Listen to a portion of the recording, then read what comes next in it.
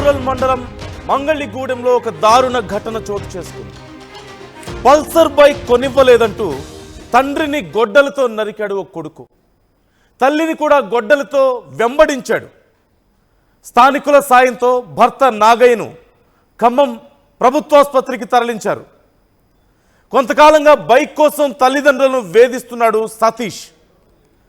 తల్లి ఫిర్యాదు మేరకు కొడుకుపై హత్యాయత్నం కేసు నమోదు చేసుకొని పోలీసులు విచారణ చేస్తున్నారు. చాలా రోజుల నుంచి తల్లిదండ్రులని బైక్ కొనివ్వమంటూ సతీష్ వేధిస్తున్నట్లుగా తెలుస్తోంది.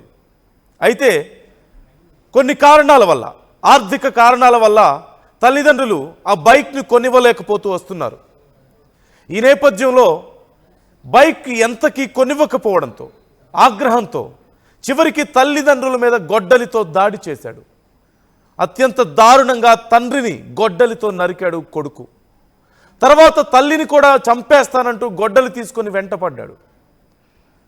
ఈ నేపథ్యంలో ఆ తండ్రిని హాస్పిటల్కి తరలించి చికిత్స అందిస్తున్నారు. ఆ తల్లి ఇచ్చినటువంటి ఫిర్యాదు మేరకు పోలీసులు కేసు నమోదు చేసుకుని దర్యాప్తు చేస్తున్నారు.